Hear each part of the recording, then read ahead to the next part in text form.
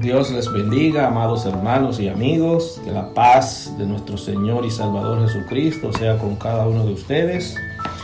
Para mí, como siempre les digo, grato placer conversar con ustedes acerca de la palabra del Señor.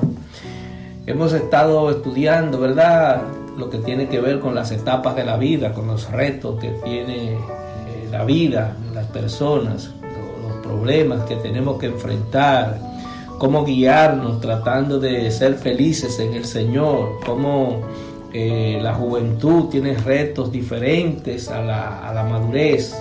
Hoy vamos a hablar acerca de los retos que tenemos que enfrentar las personas que ya estamos en la madurez, no en la vejez. La madurez empieza cuando usted empieza a mostrar que usted es una persona que tiene la capacidad, ¿verdad?, de tomar decisiones. Cuando usted empieza a estudiar, ¿verdad?, usted ya empieza a mostrar que usted está madurando en la vida.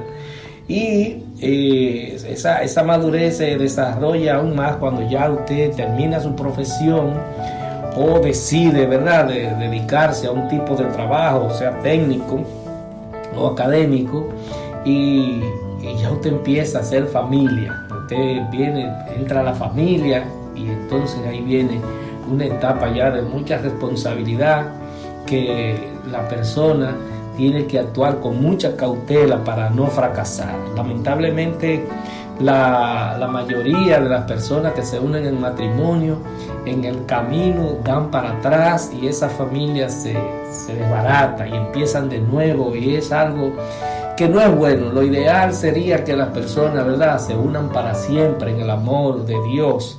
Incluso en las iglesias hay muchos problemas de divorcio. ¿Por qué? Porque la gente ha perdido el amor. La gente vive una religiosidad y se olvida de que lo fundamental es el amor, que el amor es lo que tiene que primar en la vida.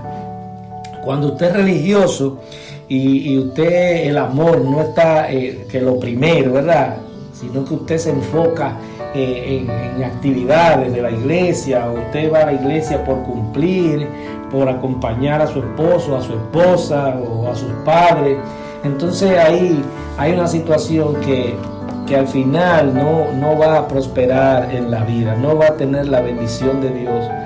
Igual que los impíos, igual que los que no conocen a Dios, se juntan y al final tienen un hijo, tienen dos, y se separan. Y esto es la sociedad, hermanos y amigos, se ha convertido en un desastre, un individualismo terrible. Ahora bien, la Biblia nos enseña de que nosotros tenemos que vivir una madurez apegado a la obediencia a Dios. Cuando vivimos una madurez obedeciendo al Señor en su amor y su misericordia, vamos a estar prosperados en todo lo que hagamos. Entonces, eso es lo que tenemos que procurar, y eso es lo que va a enseñarnos este estudio en el día de hoy, de cómo nosotros en la edad madura vamos a tener que enfrentarnos a seguir conectados con nuestros padres y a empezar la profesión con la que vamos a desarrollarnos para sostenernos económicamente, y la relación con los nuevos integrantes de la familia, que son los hijos. Pero como siempre vamos a estar leyendo algunos versículos de las Escrituras que están en el Salmo 1 al 3, Filipenses 4, 11 al 13, Mateo 12, 49 y 50, Efesios 4, 16, Malaquías 3, 16 y 17, Proverbios 23, 22, Efesios 6, 2 y 3 y 1 Timoteo 5, 4.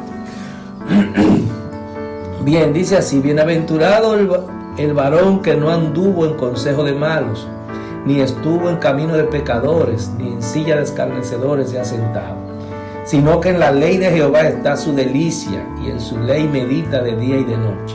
Será como árbol plantado junto a corrientes de aguas, que da su fruto en su tiempo, y su hoja no cae, y todo lo que hace prosperará. No lo digo porque tenga escasez, pues he aprendido a contentarme cualquiera que sea mi situación. Sé vivir humildemente y sé tener abundancia. En todo y por todo estoy enseñado, así para estar saciado como para tener hambre, así para tener abundancia como para padecer necesidad. todo lo puedo en Cristo que me fortalece. Y extendiendo su mano hacia los discípulos, dijo: he aquí mi madre y mis hermanos, porque todo aquel que hace la voluntad de mi Padre que está en los cielos, ese es mi hermano y hermana y madre, de quien todo el cuerpo, bien concertado y unido entre sí por todas las coyunturas que se ayudan mutuamente, según la actividad propia de cada miembro, recibe su crecimiento para ir edificándose en amor. Entonces los que temían a Jehová hablaron cada uno a sus compañeros, y Jehová escuchó y oyó, y fue escrito libro de memoria delante de él para los que temen a Jehová y para los que piensan en su nombre. Y serán para mí especial tesoro, ha dicho Jehová de los ejércitos, en el día en que yo actúe, y los perdonaré como el hombre que perdona a su hijo que le sirve. Oye a tu padre, aquel que te engendró, y cuando tu madre envejeciere, no la menosprecie. Honra a tu padre y a tu madre, que es el primer mandamiento con promesa, para que te vaya bien y seas de larga vida sobre la tierra. Pero si alguna viuda tiene hijos o nietos, aprendan estos primero a ser piadosos para con su propia familia y a recompensar a sus padres, porque esto es lo bueno y agradable delante del Señor. Qué bueno es Dios, qué buenas son sus palabras, qué hermosas, que nos enseñan. Hay principios ahí en esas lecturas elementales que nosotros debemos que cumplir. Lo primero, para que nosotros podamos tener una vida piadosa, una vida en contentamiento, una vida que nos llene, que vivamos en una esperanza viva, es una vida que tiene que ver con la obediencia a la palabra de Dios. Vivir una vida piadosa, una vida en amor. ¿Por qué? Porque de esta manera, no importa la situación en que estemos, nosotros vamos a estar gozosos en el Señor. Nosotros tenemos que procurar tener una relación amorosa con nuestra familia, pero ese amor va a depender de Dios. El que no tiene a Dios, amado, no tiene amor. Por eso usted ve que la gente vive en guerra entre los propios hermanos, los esposos, viven matándose porque le hace falta el amor del Señor. Cuando el amor de Cristo está en nuestras vidas, entonces nosotros somos capaces de perdonar cualquier situación que enfrentemos.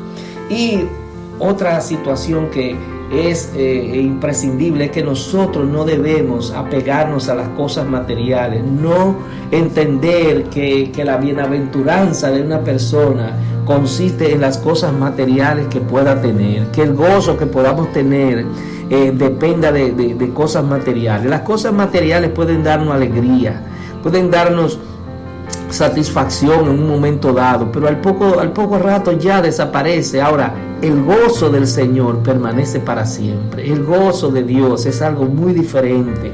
Disfrutar de la buenaventuranza que da una relación con Dios es más importante que todas las cosas materiales que tú puedas tener. Son bendiciones y le damos gracias al Señor por ella, ¿verdad? Pero tenemos que decir y aprender de Pablo, que decía que cualquiera que sea su situación, él estaba contento, él estaba gozoso. ¿Por qué? Porque su paz, su contentamiento no dependía de tener o no tener. Él decía: he aprendido a estar gozoso en la abundancia, pero también en la escasez. No importa tu condición, tu situación económica, tú debes aprender a vivir en plenitud en Dios con lo que tú tengas. Con lo poco o lo mucho, tú tienes que aprender a vivir en esa situación. Algunos se preguntan: ¿y entonces los cristianos que viven dedicados a Dios sufren igual que...? Entonces, mire, amado, eso forma parte de la vida. Vivimos en un mundo caído, vivimos en un mundo en el que por el pecado de nuestro ancestro Adán y Eva, nuestros ancestros nos contagiaron, nos contaminaron, y ese pecado ha venido a toda la humanidad. Entonces nosotros no estamos escapos de pasar situaciones de sufrimiento, de padecimiento, de escasez. Ahora bien, lo que nosotros tenemos de tener una conciencia de cómo enfrentar esas situaciones que no nos afecten. Hay gente, hermano, que si no tiene una situación material cubierta, se enferman. Entonces nosotros no debemos, la felicidad de nosotros, la felicidad del ser humano no debe depender de lo que tenga o de lo que no tenga. La felicidad del ser humano debe depender de su relación con Dios. Cuando nosotros tenemos a Dios en nuestras vidas, Él se va a encargar de nuestra felicidad. Veamos el caso de Job, que fue un hombre que tenía muchísimas riquezas, era el más rico de todas las comarcas que habían en ese tiempo, y él vivía feliz, pero en medio de su situación de escasez que le vino por una prueba, entonces él estaba angustiado, pero nunca se quejó del Señor. ¿Por qué? Porque él también aprendió a comprender, ¿verdad?, que todo eso que él tenía era que Dios se lo había dado. Todo lo que nosotros tenemos es porque el Señor nos lo ha dado, y Él es quien da y quien quita. Entonces, si usted está feliz cuando Él le está dando, también esté feliz cuando Él le quita. No se lleve de estos pregoneros que andan ahora predicando lo que es la prosperidad, que el que no es rico no es cristiano, Dios no está con él. No, amado, Dios está con todo el que le obedece, con todo. Ahora, que hay personas que están en situación difícil económicamente, eso, amado, no tiene nada que ver con lo que es la bendición de Dios. Dios bendice a quien Él quiera, cuando Él quiera. Hay personas que se afanan mucho, amado, y viven inconformes con Dios porque Dios no le da bendiciones, porque Dios no le da riqueza. Y que resulta que a veces hay gente que han estado en esa actitud, y cuando le han dado bienes, entonces se han apartado del Señor. Escuché una vez a un predicador que decía de un hombre que vivía ansioso pidiéndole a Dios que le diera un carro, y que cuando Dios le dio el carro, entonces un día el carro se le dañó y no fue a la iglesia, pero él iba toda la vida a pie a la iglesia, y un día el carro estaba dañado y no fue a la iglesia porque el carro estaba dañado. Entonces hay cosas que en vez de ayudarte espiritualmente, lo que te hacen es daño, cosas materiales. Y hay gente también, amados, que las cosas materiales lo han hecho entretenerse en los placeres. Entonces, en vez de irse a la iglesia el día de culto, se van por ahí a un restaurante a cenar y cosas. Entonces, a veces las cosas materiales, en vez de ayudarte en las cosas de Dios, lo que hacen es perjudicarte, porque tú no entiendes que si el Señor te da algo, es para que tú bendiga a otro, es para que tú bendigas los ministerios, es para que tú te empeñes en hacer la voluntad de Dios, para que tú aportes. Entonces, eso hay que entenderlo. La sociedad reconoce, ¿verdad? Oh, qué exitoso este médico, este abogado, qué bien, mira, tiene su apartamento nuevo, tiene buen carro, tiene cuenta en el banco. Eso es lo que la sociedad valora, pero Dios no valora eso. Dios valora un corazón entregado a Él. Eso es lo que es importante para Dios.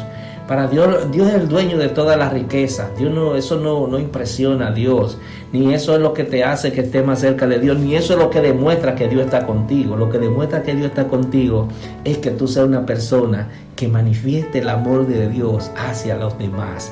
Ese es el indicio, ese es el principio que demuestra que Dios está contigo. Cuando tú eres capaz de considerar a los demás, de tratarlos con amor, esa es la bienaventuranza que tú puedes tener.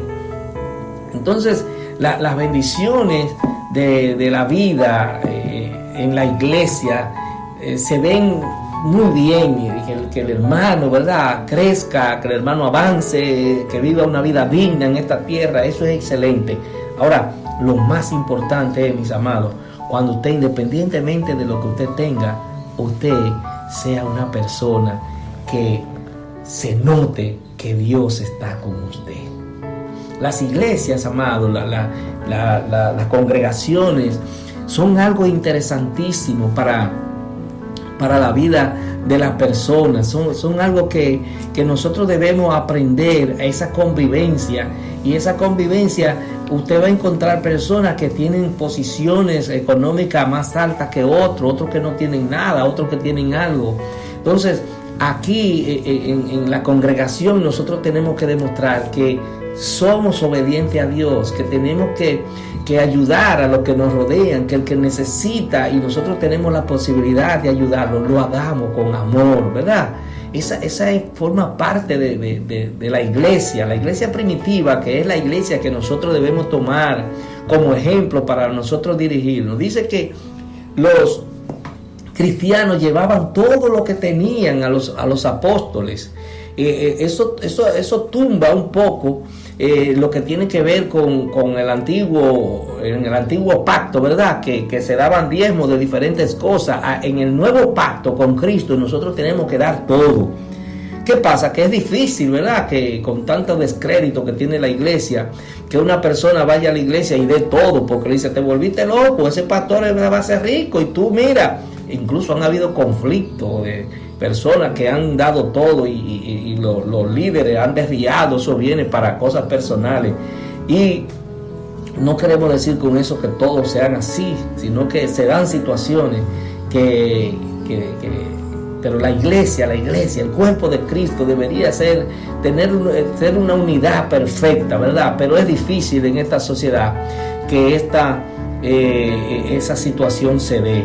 Entonces, muchas iglesias establecen el diezmo, ¿verdad? Como un medio de entrada y las ofrendas. Pero lo más importante es que usted tenga un corazón dispuesto para Dios, que todo lo que usted tenga, usted lo tenga dispuesto para el Señor.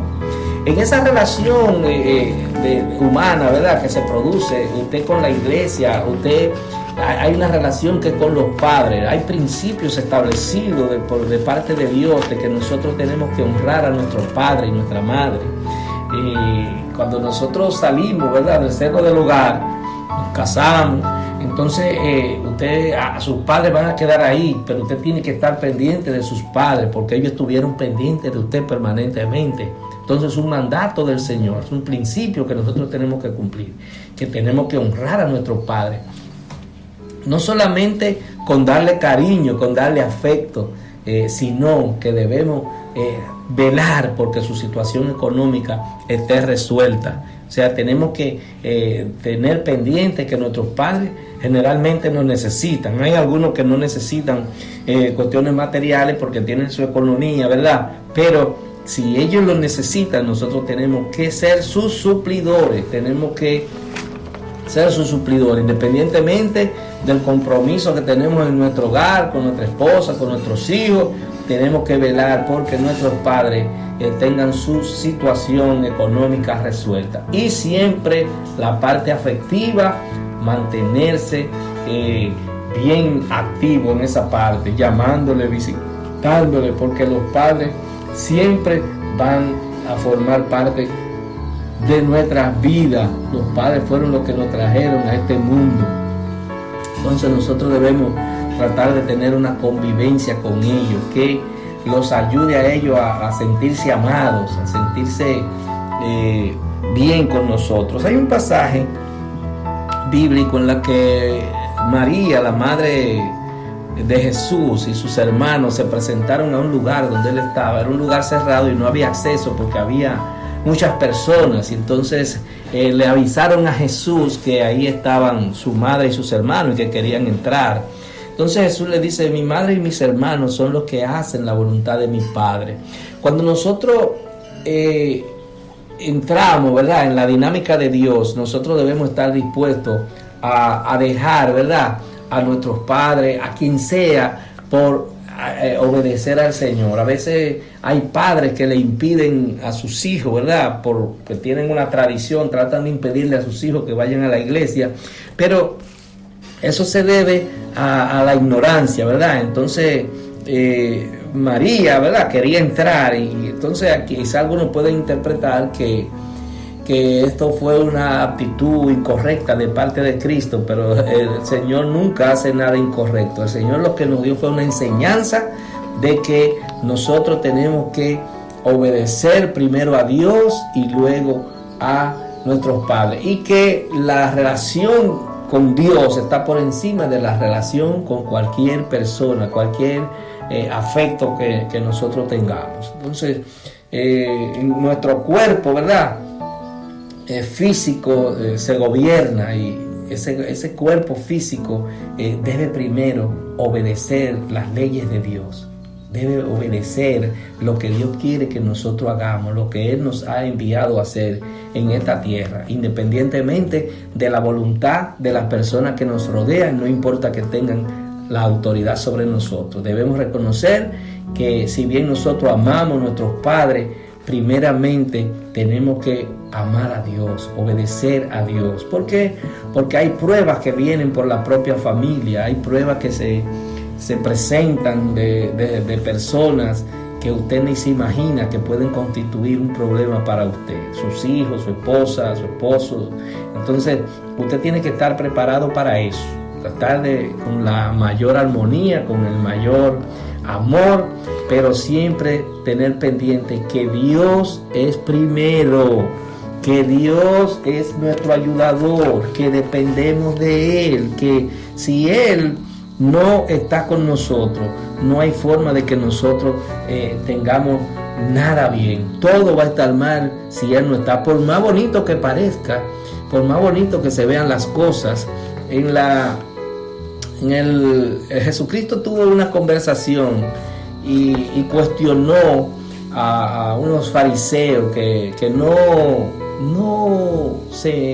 le importaban sus padres, no cooperaban con sus padres, porque estaban más apegados a la tradición religiosa que a Dios, que al amor de Dios. Estaban más influenciados por la tradición que por obedecerle a la palabra del Señor. Ellos no querían ayudar a sus padres porque ellos decían que pagaban ofrenda al templo. Entonces el Señor decía, no depende de eso. Tu ofrenda al templo tú la das si tú quieres, pero a tus padres tú tienes que honrarlo primeramente. Entonces el apóstol Pablo nos enseña que nosotros tenemos que vivir bien, en gozo, contento, no importa la situación en que nos encontremos. Pablo era un hombre que estaba dedicado al ministerio a tiempo completo y solamente sacaba tiempo para hacer cosas, ¿verdad? Para su trabajo, para sostenerse, ¿verdad? Un fabricante de carpas, pero todo el tiempo se lo dedicaba al Señor. Entonces es difícil muchas veces de sentirse contento en medio de situaciones precarias, pero el Señor nos instruye por medio de su Espíritu Santo a que debemos estar gozosos, no importa la situación en que nos encontremos. Incluso la palabra dice, está siempre gozosos, no importa que estemos bien económicamente, que estemos mal, que estemos bien o mal de salud, siempre debemos tratar de procurar el gozo, porque eso es lo que va a demostrar que nuestra esperanza no está en este mundo, sino que nuestra esperanza está en Cristo, en una vida eterna. Entonces nosotros tenemos que procurar siempre hacer la voluntad de nuestro Padre Celestial. Que Dios le bendiga. Si hay alguno enfermo, Señor, te pido que lo sane. Si hay alguno triste, te pido que lo llene de gozo en esta hora. En el nombre poderoso de Jesús. Amén.